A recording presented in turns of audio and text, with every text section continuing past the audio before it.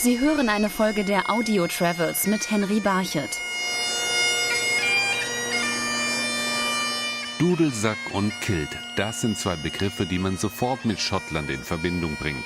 Hamish McLennan von Chisholms Highland Dress in Inverness, einem der ältesten und angesehensten Kiltmacher Schottlands, erklärt, warum der Schottenrock auch ein Symbol für die Eigenständigkeit Schottlands ist. The kilt is really mostly seen worn in Scotland now, as it's now a part of the national dress. You don't really hear so much about it in other countries, so Scotland's really the country which has obviously taken a hold of it and used it more regularly than some of the other nations mentioned. Denn ganz klar ist bis heute nicht, ob die Schotten das Rocktragen für Männer tatsächlich erfunden haben. Auch in Asien gibt es Nationaltrachten mit Röcken für Männer. Hamish McLennan trägt seinen Kilt aber vor allem wegen des Komforts. Ever since I started working here, it's amazing how much more comfortable a kilt is to wear than, say, trousers. It's such a nice feeling to wear a kilt because there's a bit more freedom of movement. We do occasionally get jokes about us as to whether we wear our underwear underneath or not, which is a common question asked towards me, and I always tell them it's a secret. Viele Geheimnisse verbergen sich auch hinter den dicken Mauern der unzähligen Schlösser und Burgen in Schottland.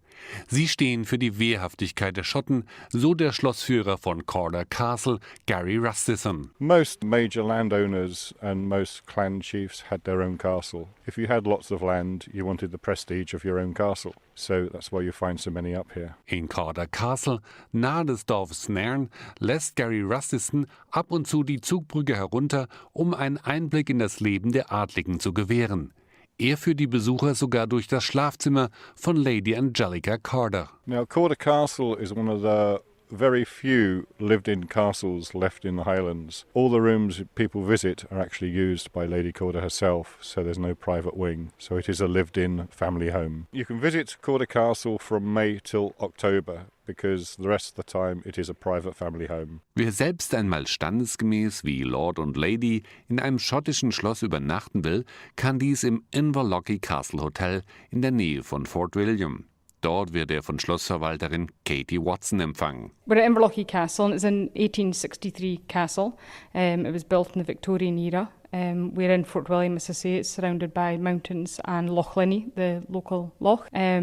Obviously, we're very green, and we've got the highest mountain in Britain as well, so it is very mountainous as well. Wer durch die schweren Eingangstüren tritt, fühlt sich sofort wie ein schottischer Schlossbesitzer. Coming in the front door, and then you come into the grand hall, where the ceilings, you'll see yourself, obviously, are stunning, nice bright blue, some amazing artwork. The chandeliers, obviously, as well, just setting the room off. The grand hall is a place that we use for pre-dinner drinks, afternoon teas, just for somebody to sit in front of the fire and relax, read a book, have a whiskey. We've got our two dining rooms, our green room and our red room, obviously named after the colours of the rooms, and obviously again the stunning view with the three large windows overlooking our loch. Und vor dem prasselnden Kaminfeuer des Inverloch Castle Hotels schmeckt das schottische Nationalgetränk, der Whisky, besonders gut. Dabei war er ursprünglich gar kein edles Getränk, weiß Kirsten Matthews von der Glen Ord Distillery im Muir of Ord. When the process was first discovered, it's something that would have been done for medicinal purposes, so mostly in monasteries, in that kind of context. As it became more widespread, obviously, I say just like for beer, the ingredients for whiskey are very simple, and basically you make beer and you boil it up, so all you need is water, a grain, these days it has to be barley, and yeast, so pretty much everyone can get hold of those.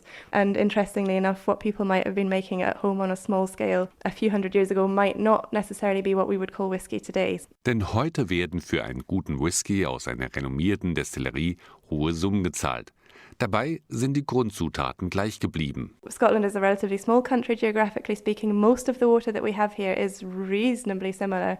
Most parts of Scotland have fairly soft water. All of the ingredients that we use are important, so the barley, the water, but most of the flavour is coming from the way in which we do the process, not from the nature of the ingredients themselves, although that does play a part. It's not one of the big factors. Was für den Whisky gilt, der aus rein schottischen Naturprodukten veredelt wird, trifft auch auf das Essen zu.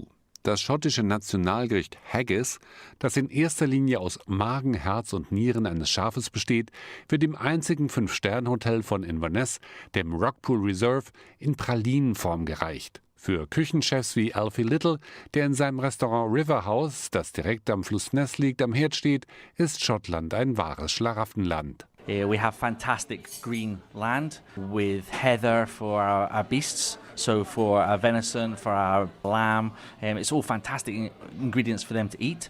And then from our seas around the coastline, it's rugged, it's rough, and it's just clean water, so the fish that swim in it are just basically the raw ingredients is just perfect for a chef to play with. Und hier kann man auch probieren, wie das schottische Highland-Rind schmeckt, das man bei einer Fahrt durch Schottland immer wieder auf den großen Weiden sieht. Scottish beef is great. Our fillet beef comes from Caithness, which is rugged organic beef.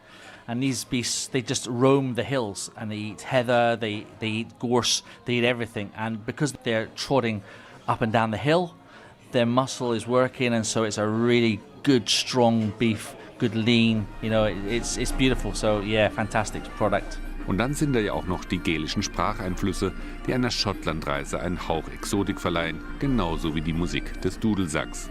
Denn auch wenn Schottland nicht eigenständig ist, eigen ist es allemal. Sie hörten eine Folge der Audiotravels mit Henry Barchet.